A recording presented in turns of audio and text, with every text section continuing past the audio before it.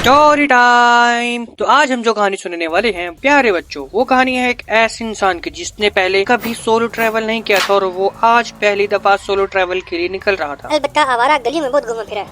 जी हाँ, तो मैं मिलने जा रहा था जनाब मिस्टर हमारे प्यारे टून स्टार भाई से। मैं उसे मिल के आ चुका हूँ। तो ये बात है 18 मार्च की, 18 मार्च 2025, यानी कि तकरीबन 1.25 महीने पहले की। तो एक दिन मैं ऐसे ही बैठा हुआ था और मैंने टून स्टार को कहा कि भाई मैं तेरे से मिलने के लिए आ रहा हूँ। उसने कहा कि भाई मत आना, अभी तुम मत आना। तो मैंने उसको कहा चलो ठीक, अच्छा मैं अभी नहीं आ रहा। फिर कुछ टाइम के बाद मैंने फिर दोबारा फिर सोचा कि चलो उससे मिलने के लिए चलते। तो मुझे पता था कि अभी दोबारा कहूंगा तो वो दोबारा मना कर देगा, इसलिए मैंने उसको बताया ही नहीं और मैं बिना बताए चला गया उसके घर उसको मिलने के लिए। और चूंकि मैं एक यूट्यूबर हूँ तो मुझे इस सफर को क्रेजी बनाना था। तो मैंने क्या किया, मैंने लिया एक चैलेंज के भाई साहब मैं टून स्टार को चूंकि बताया भी नहीं है तो मैं उसके घर जाऊंगा। मुझे उसके एड्रेस का पता भी सही से नहीं मालूम। जब मैं घर से निकला तो मैंने पूरी तैयारी शारी की। पहली दफा जा रहा था तो उसके लिए कुछ मिठाइयाँ ले ली और कुछ छोटे मोटे और भी कुछ गिफ्ट ले लिए थे छोटे छोटे। तो सब ले लूं कि मैं सफर के लिए निकल गया था और चैलेंज मेरा था कि मुझे उसका घर पता खुद ढूंढना है बिना उसका पता लगे। और दूसरा ये, इस सब में मुझे 1 रुपया खर्च नहीं करना, यानी कि 80 किलोमीटर का सफर मुझे या तो पैदल तय करना है या फिर लिफ्ट ले लेके जाना पड़ेगा,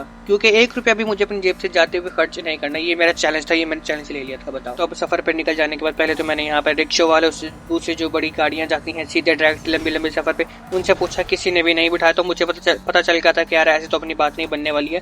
फिर मैंने क्या किया, फिर मैंने बाइक्स वालों को हाथ दिया लिफ्ट ले लेके और काफी सारा सफर हमने ऐसे तय किया, कभी यहाँ वहाँ थोड़ा कर। तो ये मैं सुबह निकला था तकरीबन ही 9 बजे और मैंने सारे का व्लॉग शूट किया था। मैं सोचा था कि एक सारा व्लॉग डालूंगा, लेकिन एंड फाइनल क्लिप जब मैं उसके गांव में पहुंचा तो वो क्लिप्स मेरे पास सारी डिलीट हो गई हैं। पता नहीं कैसे सारी की सारी वो क्लिप्स जो कि उसकी गांव के अंदर मैंने शूट की थी सब डिलीट हो गई है। अब मेरे पास उसकी कोई क्लिप सबूत नहीं है सिवाय कुछ तस्वीरों के जो कि मैंने उसके गांव के अंदर ली थी। तो उसमें से एक तस्वीर ये है। नहीं, ये बंदा टून स्टार नहीं है। ये बंदा कौन है? ये उसके गांव का ही और उसका हमसाया है, जिससे मैंने पूछा था कि भाई अब टून स्टार को जानते हो? उसने कहा था हाँ मैं जानता हूँ, वही ना जो फ्री फायर खेलता है, वीडियोस अपलोड करता है यूट्यूब पर, बहुत हल्ला मचाक रखता है, शोर शराबा करता है, सारा मतलब सर पर उठाया होता है उसने। फिर मैंने भी कहा हाँ वही बड़ा बोला टून स्टार। उसने मुझे उसके घर का थोड़ा सा गाइड किया। फिर बाद में इसने खुद उसके घर किया और उसको जाके बता दिया कि भाई कोई बंदा ऐसे रैंडम बंदा था जो यहाँ का नहीं था, वो तेरे बारे में पूछ रहा था। उस बंदे की वो बात सुनकर टून स्टार को भी अंदाजा होगा कि यार हाँ मतलब चोमू साहब हमारे गाँव में आ गए हैं। हाँ वो चोमू बुलाता है मुझे और वो मुझे चोमू बुला सकता है क्योंकि उसको इसका हक है और कोई वो चोमू नहीं बोले। खैर बट फिर मैंने उसकी गली तलाशी, उसका घर ढूंढा, फिर मुझे उसकी गली मिली। मैं उसकी गली के अंदर उसके घर की तरफ जा रहा था और वो घर के बाहर आया तो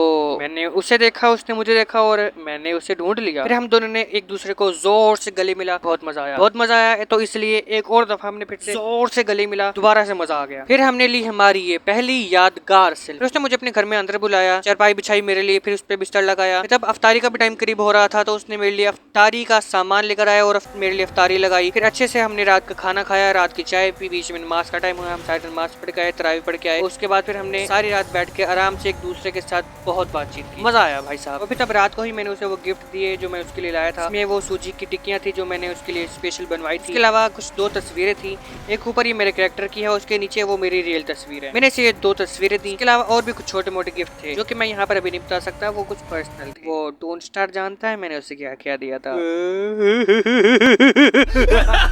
いい機会だ。教えてやる。本物の呪術というものを。領域展開。तो हमारा ये सफर यहाँ पर एक हैप्पी एंडिंग के साथ खत्म हो रहा था, लेकिन यहाँ पर फिर तभी कुछ ऐसा होता है जो सुन के तुम्हारे भी होश उड़ जाएंगे। इस बात का अंदाजा तुम यहाँ से लगा लो कि मुझे तकरीबन एक रात सड़क पे गुजारनी पड़ी थी। मेरे पास रात के खाने के भी पैसे नहीं थे, तो आखिर ऐसी नौबत कैसे आई ये सब हम जानेंगे अगले बार। तब तक के लिए हंसते खेलते मुस्कुराते रहो, क्योंकि मुस्कान तो अच्छी है। खुदा हाफिज।